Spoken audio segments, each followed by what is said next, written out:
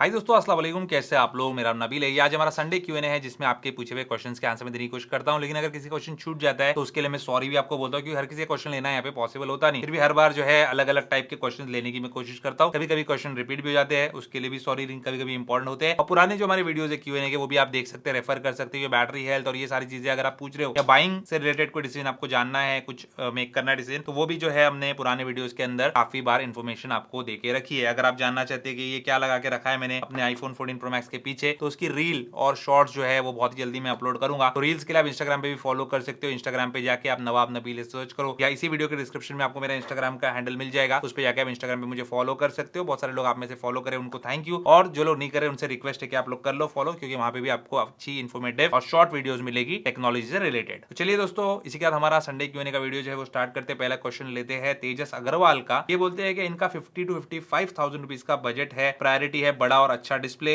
In addition to performance. मतलब performance चाहिए, display चाहिए, कैमरा से इनको फर्क नहीं पड़ता। तो आप क्या सजेस्ट करते हैं, OnePlus 11 या फिर कोई दूसरा आईफोन या एंड्रॉइड फोन? अगर हाँ तो कौन सा लेना चाहिए लॉन्ग रन के? देखो, अगर एंड्रॉइड ही लेना है और 55,000 रुपीज तक का बजट है, तो सैमसंग का S22 भी आप देख सकते हैं, जो थोड़े दिन पहले ही मेरे पास आया था और मैंने आपको बताया भी था कि उस पर कुछ ऑफर है। S23 तो शायद उतने में आएगा नहीं। और रही बात किसी और आईफोन की, तो आईफोन के लिए डेफिनेटली आपको जाना चाहिए। अगर 55,000 रुपीज का मेरा बजट होता तो मैं आईफोन के लिए ही जाता, चाहे वो आईफोन 12 होता या 13 होता। ज्यादा करके आपको आईफोन 13 इजीली जो है 55,000 के आसपास जो है देखने मिल जाएगा। अब आप जाके Amazon के ऊपर अगर सर्च करेंगे तो प्राइसिंग फ्लक्चुएट होती रहती है, लेकिन ऑफलाइन स्टोर में देखना 55 to 60 के बीच में आपको आईफोन 13 मिल जाता है। और वो काफी सही डिवाइस है। 128 GB का बेस स्टोरेज भी आपको मिल जाता है और परफॉर्मेंस तो आपको पता ही है आईफोन का कितना कमाल होता है। और उसी के साथ जो है आपको लॉन्ग टर्म पे सॉफ्टवेयर अपडेट्स और अच्छा कैमरा तो उसके साथ मिलता ही, और डिस्प्ले भी काफी बढ़िया है उसका। और मैं कभी भी 55,000 मेरी अपनी बात कर रहा हूँ, और आप जब मुझे पूछते हो तो मैं अपने तरफ से सोच समझ के आपको आंसर देता हूँ। 55,000 कभी भी मैं वन प्लस के पीछे नहीं डालता। अगला क्वेश्चन है विजय का। बोलते 5 साल से आपके वीडियोस देख रहा हूँ, तो उसके लिए बहुत बहुत थैंक यू। बोलते एप्पल प्रोडक्ट के बारे में बहुत कुछ सीखा है मैंने ऐप से, और एप्पल स्टोर में जॉब करना चाहता हूँ। प्लीज सजेस्ट करो क्या करूँ। मैं अभी आईटी इंजीनियरिंग कर रहा हूँ, प्लीज पिक माई क्वेश्चन। अगर आप बीईआईटी कर रहे हो, बैचलर ऑफ इंजीनियरिंग या बीटेक जिसको बोलते हैं, वो कर रहे हो, तो मुझे लगता है कि आपको एप्पल स्टोर में जाके जॉब करनी चाहिए, क्योंकि आईटी इंजीनियरिंग की बहुत ज्यादा डिमांड है आजकल। और आईटी के जो फील्ड है, जो कंपनीज है, वो बहुत ज्यादा पे भी कर रही है। बहुत ज्यादा मेरे कजिन वगैरह है, बहुत अच्छे अच्छे सैलरीज जो है उनको मिलती है, बहुत अच्छा पैकेज मिलता है, बहुत अच्छी फैसिलिटीज मिलती है और बहुत अच्छी ग्रोथ मिलती है। इनफैक्ट मैकेनिकल वाले, दूसरे स्ट्रीम्स वाले भी जाके आईटी में काम कर रहे हैं आजकल। तो मुझे लगता है आपको अपनी जो स्ट्रीम है उसके अंदर ही जॉब ढूंढनी चाहिए, वो बेटर रहेगा आपके लिए। और रही बात एप्पल स्टोर के अंदर काम करने की, तो यहाँ पे इंडिया के अंदर आपको कोई इतनी हाई सैलरी वगैरह जो है एप्पल स्टोर में मिलेगी नहीं। अब इंडिया में जो एप्पल का ऑफिशियल स्टोर रहेगा उसकी बात कुछ और हो जाएगी, लेकिन रेगुलर जो स्टोर है उसमें रेगुलर जो सेल्समैन की सैलरी होती है वैसी मिलती है। आईटी इंजीनियरिंग कर रहे हो, आईटी की फील्ड में काम करो,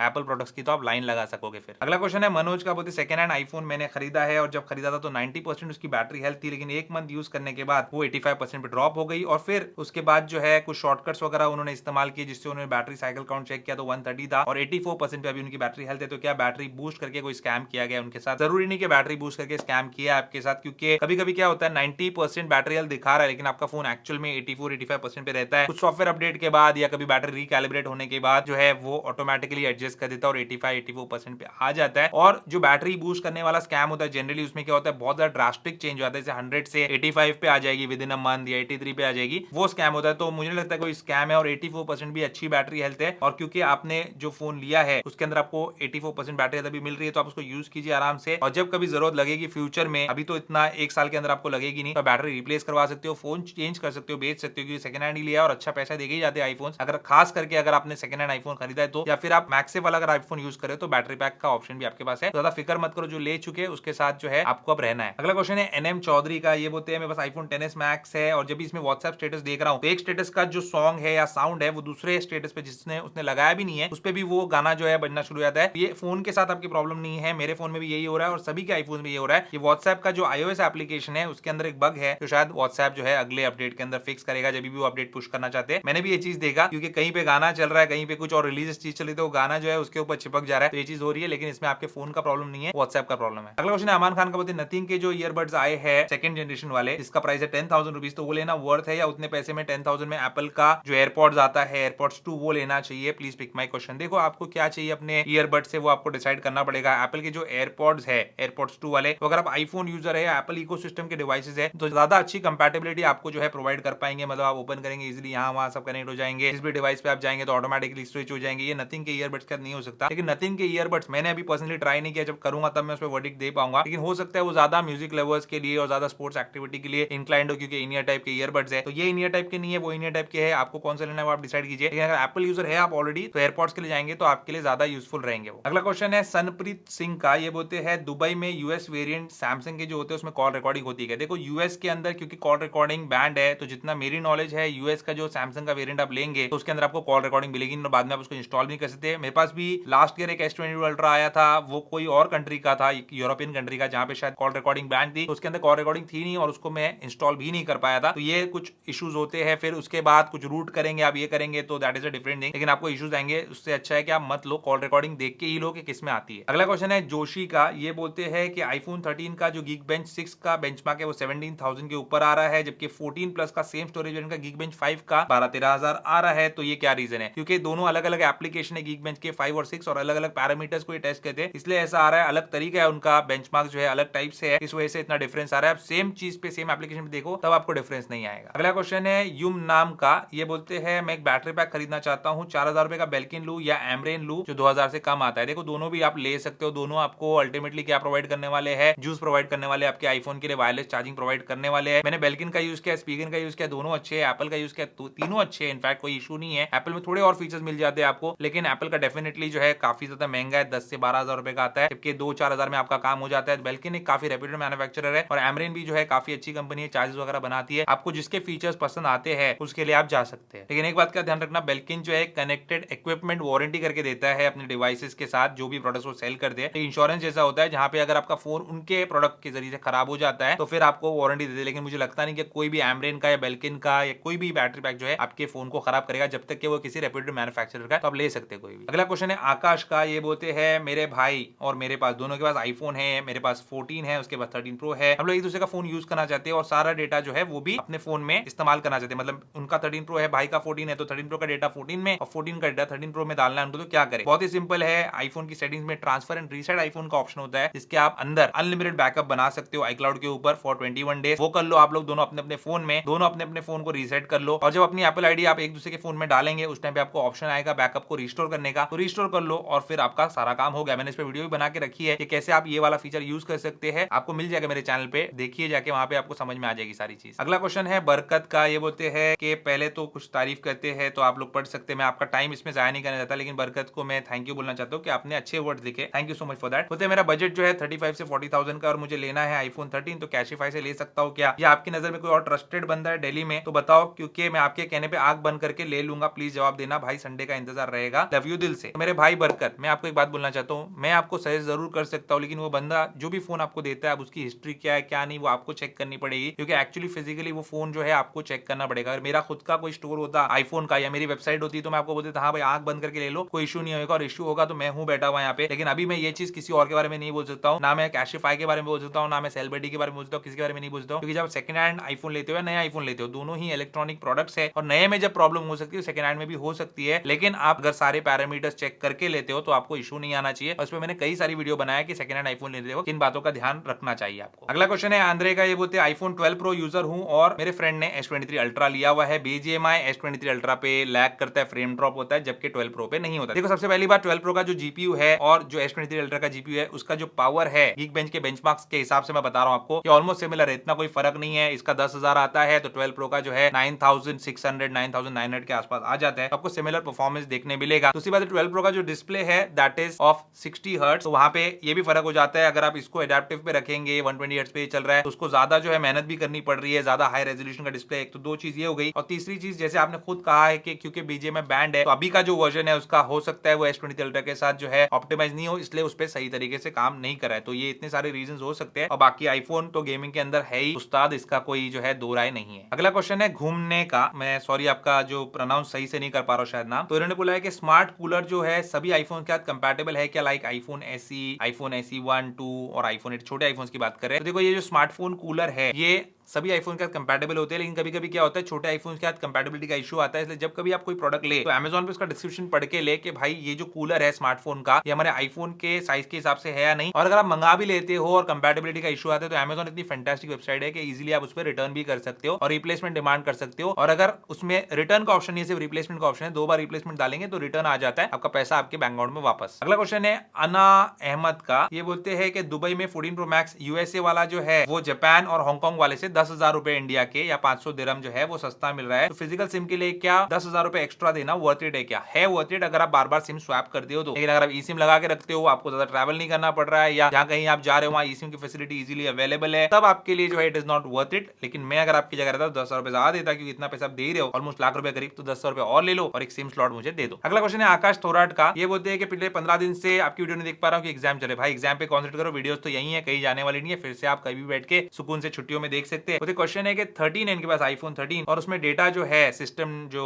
डेटा होता है वो 2 से 3 जीबी का बता रहा है, तो सही है गलत है? सही है, कोई प्रॉब्लम नहीं है, आप उतना यूज नहीं करते होंगे, मे बी ज्यादा सफारी यूज करे, ज्यादा ये सारी चीजें यूज करे तो वो ज्यादा भी जाता है, 10 जीबी 15 जीबी भी वो फ्लक्चुएटिंग रहता है, वहां पे लिखा भी, टेंशन लेना नहीं है इसके बारे में। सेकंड क्वेश्चन है कि 15 के अंदर टाइप सी आने वाला है, डायनामिक आइलैंड वाला है, क्या सच है क्या? तो हाँ बिल्कुल सच है, मोस्ट प्रॉब्ली आईफोन 15 के सभी मॉडल्स के अंदर डायनामिक आइलैंड और टाइप सी पोर्ट आपको देखने मिलेगा। बोलते काश के आईफोन 15 में प्रोमोशन डिस्प्ले आ जाए तो मजा ही आ जाए। और सोने से पहले मेरा फोन जो है 100% चार्ज करता तो मॉर्निंग तक 5 से 7% बैटरी ड्रेन होती है, ऐसा क्यों है? तो ये आपको देखना पड़ेगा बैटरी स्टैटिस्टिक्स पढ़ के। मुझे नहीं पता कि आपके फोन में एक्जैक्टली क्या चीज बैकग्राउंड में रन हो रही है, जो चीज बैकग्राउंड में रन हो रही है उसको हिसाब से आपको उसको ट्वीक करना पड़ेगा। और रही बात आईफोन 15 की प्रोमोशन डिस्प्ले की, तो मुझे लगता है एप्पल ये चीज करेगा, क्योंकि एप्पल बड़ा लालची है और वो चाहता है कि उसकी प्रो मॉडल भी बिके। तो अगर वो हायर रिफ्रेश रेट वाले जो डिस्प्लेज है वो छोटे मॉडल्स में दे देगा अपने, तो थोड़े चीपर होते हैं when compare to pro models, तो फिर प्रो मॉडल लेगा कौन? अगला क्वेश्चन है उमंग ठाकुर का, इन्होंने एक फोन लिया है और वो ग्लोबल फोन था और पिछले वीडियो में हमने वाईफाई एक्टिवेटेड या प्री एक्टिवेटेड फोन की बात की थी, जहां पे फॉरेन से इंडिया में लाने के लिए फोन को एक्टिवेट करते हैं, पॉकेट में रख के लेके आते हैं। फिर उन्होंने फोन जो लिया था वो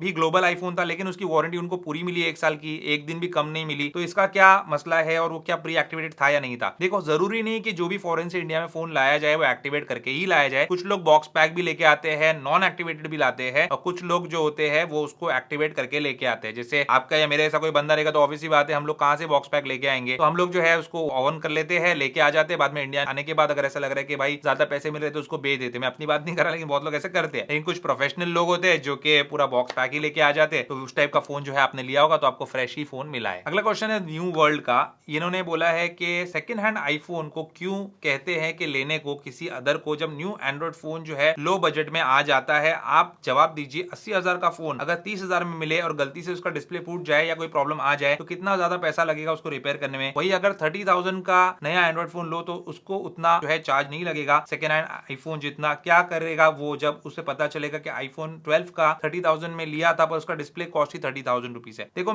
ये तो हर एक कोई अंडरस्टैंडिंग वाली चीज होती है और ये चीज के अवेयरनेस वाले वीडियोस में बना चुका हूं। डिस्प्ले रिप्लेसमेंट कॉस्ट का मैंने फुल वीडियो बनाया, बैटरी रिप्लेसमेंट कॉस्ट का फुल वीडियो बनाया, प्लस उसकी शॉर्ट वीडियोस, इंस्टाग्राम वीडियोस सारे बनाया जो मिलियंस में उसके व्यूज गए, मतलब इंस्टाग्राम की रील्स वगैरह की बात कर रहा हूं। तो उसके अंदर आपको तो इन्फॉर्मेशन है ही कि आईफोन का डिस्प्ले रिप्लेसमेंट कॉस्ट या बैटरी कॉस्ट जो है ज्यादा होगा। लेकिन आप मेरे को ये बात बताइए कि सेकंड हैंड आईफोन्स जैसे सेकंड हैंड लग्जरी कार्स नहीं बिकती मार्केट में, उनका भी रिपेयर कॉस्ट, उनका भी मेंटेनेंस कॉस्ट जो है वो ज्यादा होता है। लेकिन नई सस्ती गाड़ी लेने से वो 10 लाख रुपए की लग्जरी कार लेंगे तो उसमें मजा, उसमें परफॉर्मेंस में फील ज्यादा आ जाती है। और कार में जैसे मेंटेनेंस रेगुलर करना पड़ता है, आईफोन में तो कुछ रेगुलर करना नहीं पड़ता, आपको बस उसको टूटने से गिरने से बचाना है। और आपको मैं बताता हूं मेरा आईफोन कल जो मेरा आईफोन 14 प्रो मैक्स है विदाउट इसके स्क्रीन गार्ड, विदाउट केस के साथ, ये कम से कम 7 फीट की हाइट से जो है फॉर्च्यूनर गाड़ी में बस उसके ऊपर से मैं कुछ रिकॉर्ड करा था, उसके ऊपर से गिर गया और छोटे छोटे स्टोन्स होते हैं जिसको खड़ी बोलते हैं यहाँ पे महाराष्ट्र में, पता नहीं आपके एरिया में क्या बोलते होंगे, तो वो जो स्टोन्स होते हैं उसके ऊपर गिरा और इसके ऊपर जो है हार्डली 2-3 स्क्रैचेस आए हैं इस फोन के ऊपर। इसका डिस्प्ले टूटा नहीं, मुझे लगा इतने जोर से गिरा डिस्प्ले टूट गया होगा। अगर पॉसिबल हो तो मैं क्लिप लगा दूंगा यहाँ पे तो आप देख के समझ ही जाएंगे। लेकिन यहाँ पे इतना स्ट्रॉन्ग भी होता है आईफोन, तो ये बात का ध्यान रखना। और जो इंपोर्टेड गाड़ियां होती है या फिर लग्जरी ब्रांड्स होते हैं उनके ऐसा कोई रेगुलर मेंटेनेंस नहीं होता, इसलिए मैं सजेस्ट करता हूं भाई। लेकिन हर एक की समझदारी की बात है, अगर आपको ऐसा लगता है कि मैं फोन तोड़ के ही रहूंगा, मुझे तोड़े बिना उसको चैन आने वाला नहीं है, तो फिर आप एंड्रॉइड फोन के लिए जाएंगे तो ये आपके लिए बेटर रहेगा, क्योंकि उसका रिप्लेसमेंट कॉस्ट या रिपेयर कॉस्ट सस्ता होता है। बाकी आईफोन का जो रिप्लेसमेंट कॉस्ट की आप बात करें ये एप्पल स्टोर का होता है, और आईफोन की जो मार्केट है, जो एक्सेसरीज है, जो पार्ट्स की मार्केट है वो इतनी बड़ी है, इससे आधे से भी कम कॉस्ट में आप कहीं बाहर से भी उसको रिप्लेस करवा सकते हैं। 4-5 हजार रुपए में भी आईफोन का डिस्प्ले रिप्लेस किया जा सकता है। अगला क्वेश्चन है भूपेश का, ये बोलते कंस्ट्रक्शन लाइन से हूं और 14 प्रो मैक्स यूज करता हूं, कॉल रिकॉर्डिंग फीचर मिस कर रहा हूं। मेरे भाई जब इतना पैसा आपके पास कॉल रिकॉर्डिंग फीचर आप मिस करे तो आप एक सैमसंग का फोन भी रख लो, कॉल रिकॉर्डिंग सबसे बेस्ट सैमसंग में ही होती है, जितना मेरा एक्सपीरियंस है। मैंने भी रखा हुआ है ना ये S23 अल्ट्रा, उसे रखा हुआ है, और आपको S23 अल्ट्रा लेने की जरूरत नहीं, आप छोटा मोटा सैमसंग का फोन लेंगे उसमें भी आपको मिल जाएगा। उसी के साथ ये ट्रैवल ब्लॉगर भी है, बहुत अच्छी बात है, वेरी गुड। और इनका एक चैनल है जहाँ पे वीडियो एडिट करते हैं। प्रॉब्लम ये है कि जब बैकअप लेते हैं लैपटॉप में तो वापस आईफोन में कॉपी करना चाहते हैं तो प्रॉपर्ली कॉपी नहीं हो पाता, एक एक करके कॉपी करना पड़ता है। तो देखो ये एक पेन ड्राइव है जो आईफोन में, एंड्रॉइड में, विंडोज में और पुराने वाले एंड्रॉइड में जहाँ पे माइक्रो यूएसबी पोर्ट आता है उसमें भी लग जाती है। तो इसका लिंक दे दूंगा डिस्क्रिप्शन में, आपको परचेस करना तो कर सकते हैं। इसकी रील और शॉर्ट्स भी बनाने वाला हूँ, बाद में फुल वीडियो बनाऊंगा जहाँ पे सारे एक्सेसरीज की वीडियो बनाऊंगा, तो इससे आप कर सकते हो। यहाँ से कॉपी किया, विंडोज में पेस्ट किया, विंडोज से कॉपी किया, यहाँ पेस्ट किया, फिर विंडोज का